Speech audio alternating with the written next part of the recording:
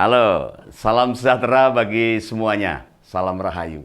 Ketemu lagi di Ngompol. Nah, tidak terasa, ternyata ini tayangan episode ke-100 Ngompol. Ya, terima kasih. Terima kasih atas dukungan teman-teman semua. Sehingga saya tetap bersemangat membawakan isu-isu politik kekinian. Nah, nanti ada kata-kata di bawah ini. Panjenengan bisa gabung kata-kata itu menjadi sebuah judul episode Ngompol. Dan cari judul episode ini episode keberapa. Nanti yang benar menebak akan mendapatkan hadiah dari kami. Kaos Ngompol. Ya, ini saya baru sadar ini. Kalau Mas AHY terlihat kalem. Oh, kalem sekali ini. Rupanya cukup sekali keras kepalanya juga.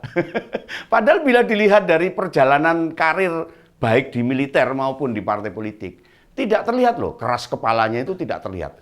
Karena saya bicara begitu karena kengototannya menjadi bakal cawapres Pak Anies. Terus-terusan disampaikan, nggak bosan-bosan. Ini yang membuat koalisi perubahan berhenti di tengah jalan. Jadi nggak berubah-berubah ini. Coba, apa ada progres terbaru dari koalisi perubahan?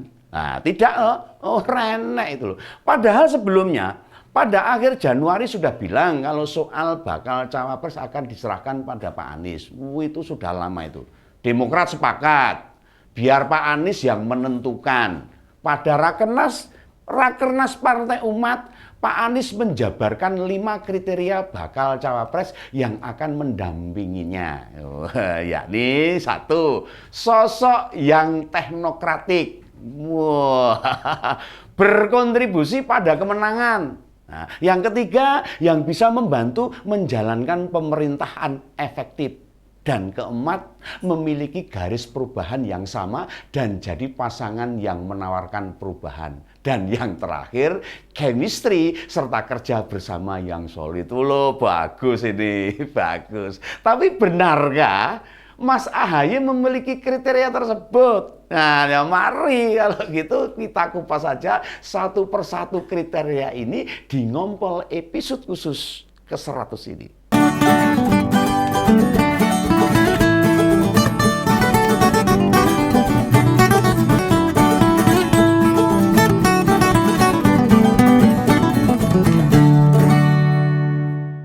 Kembali ke topik. Nah, merespon 5 kriteria bakal cawapres itu diungkapkan pada Mas Syahrial Nasution sebagai Deputi Balitbang Demokrat. Ya, dia mengklaim Mas AHY memilikinya. Oh, benarkah hal itu? Yakin Mas Syahrial? Coba kita bedah aja bersama-sama. Kalau Mas AHY memang punya 5 kriteria atau enggak? Nah, pertama, sosok yang teknokratik.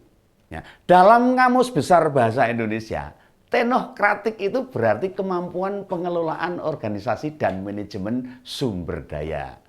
Mas Syahrial mencontohkan konsolidasi Demokrat ketika terjadi kongres luar biasa yang kemudian memenangkan Pak Muldoko. Saya tidak mau ikut campur soal Pak Muldokonya loh. Tapi tolong diingat, ada nama orang-orang dekat Pak SBY di sana. Nah, saya sebut saja ya, itu ada Pak Marzuki Ali, Pak Joni Allen Marbun, Pak Max Sopakua, itu mantan di olahraga itu, di TV itu cuma semua bukan orang sembarangan. Itu semua bukan orang sembarangan. Pak Marzuki pernah jadi ketua DPR, keren itu. Pak Max Sopakua pendiri Demokrat. Nah, sementara Pak Joni vokalis Demokrat di DPR.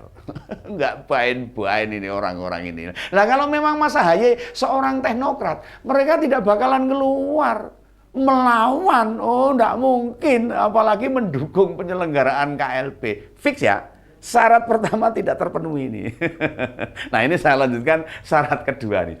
Kontribusi pada kemenangan. Nah, benarkah bisa? Contoh sederhana saja. Mas AHY memenangkan diri sendiri ketika bertarung di Pilkada DKI saja kalah. Itu baru tingkat provinsi loh. Lalu apa yang bisa disampaikan untuk kontribusi pada kemenangannya? Ini catat ini, cek pula elektabilitas Mas AHY maupun Partai Demokrat. Dalam berbagai survei yang dilakukan lembaga survei, tidak ada nama keduanya dalam 5 besar yang disebut. Mau berkontribusi dari mana? Kalau versinya Mas Sahrial, kepemimpinan Mas AHY akan memperkuat kedudukan koalisi perubahan bagi rakyat. Kedudukan koalisi perubahan, ya bisa disebut apa itu indikatornya? Apa itu yang disebut? Indikatornya apa itu? Kalau saya bisa menyebutkan salah satunya ya, yakni survei terbaru Pak Prabowo elektabilitasnya akan menyalip Pak Anies. Artinya Demokrat dan PKS tidak mampu mendongkrak nama Anies Baswedan. Kalah dengan Pak Prabowo dari Gerindra. Nah, syarat ketiga, membantu menjalankan pemerintahan efektif. Loh, kalau mau ditempelkan ke Mas AHY jauh lebih sumir ini. Lebih sumir ini. Karena memang kita tidak pernah tahu. Kan faktanya memang tidak ada pengalaman birokrasi sama sekali Mas AHY itu. Dari militer keluar jadi masuk politikus, jadi ketua partai. Di birokrasi kan belum pernah bagaimana bisa menjalankan pemerintahan yang efektif. Nah, oke, anggap saja soal ini 50-50 ya. Syarat keempat ini, memiliki garis perubahan yang sama dan jadi pasangan yang menawarkan perubahan. Aduh, sampai mules ini kalau saya mikir ini. Bicara perubahan pada koalisi perubahan ini. Nah serius ini, jangankan kita yang mendengarkan jargon itu. Mereka di dalam sendiri aja nggak paham itu artinya apa itu perubahan. Kan yang jadi mulus perut saya itu. Waktu datang di Rakernas Partai Umat, Pak Anies ditanya soal itu. Apa jawabnya? Nah sebentar, ini kan baru percobaan. Baru percobaan pencalonan. Nah kan itu. Lah bakal capresnya saja nggak tahu apa yang mau dirubah. Mas AHY juga mengklaim kalau Demokrat itu sudah lebih duluan menginisiasi perubahan. Tapi perubahan apa? Tidak pernah jelas, itu surat jelas. Tidak ada penjelasan sama sekali. Apalagi kalau ditanya, coba perubahan di bidang ekonomi yang mau disasar itu apa? Bidang sosial apa? Bidang pertahanan dan bidang-bidang seterusnya apa? Yang mau dirubah apa? Nggak pernah ada keterangan. Pak Zulfan Lindan, elit Nasdem, bahkan saking sebelnya itu, bilang itu, apanya yang mau dirubah? Mereka itu bukan koalisi perubahan, tapi koalisi berubah-ubah. Tidak menetap itu. Mau bukti kalau ketiga partai itu hobinya merubah-ubah. Habis deklarasi pencapresan Pak Anies, Oktober lalu, Demokrat dan PKS akan segera merapat. Nah, katanya deklarasi koalisi perubahan dilakukan akhir tahun. Nggak jadi lagi, berubah lagi. Lalu bilang akan dilakukan akhir Januari atau Februari. Lah ini sampai sekarang kan belum ada info kapan deklarasi koalisinya. Ya akhirnya kan berubah lagi. Ya cocok dengan nama koalisinya, koalisi perubahan. Ya emang benar yang disampaikan Pak Zulfan Lindan ini. Koalisi berubah-ubah, bukan koalisi perubahan. Dan terakhir, chemistry-nya serta kerja bersama yang solid. Ini pertama, terakhir ini. Ini kriteria terakhir ini. Perjalanan koalisi perubahan yang masuk bulan keempat. Pertanyaan saya, pernahkah ada pertemuan 3 ketua partai koalisi dan Pak Anies? Kapan? Faktanya belum pernah. Jangankan pertemuan khusus untuk itu, Mas AHY sendiri belum pernah loh terdengar melontarkan gagasan pentingnya pertemuan itu. Nah, bagaimana bisa ada chemistry? Ya, memang Mas AHY 3 kali bertemu dengan Pak Anies di markas Demokrat 2 kali dan di rumah Pak Anies sekali. Nah, teman-teman sempat memperhatikan gestur mereka enggak? Coba cek di beberapa rekaman video. Terlihat ada chemistry. Untuk memudahkan pembandingan, lihat Pak Jokowi dengan Pak Yusuf Kalla atau Pak Jokowi dengan Pak Kiai Ma'ruf.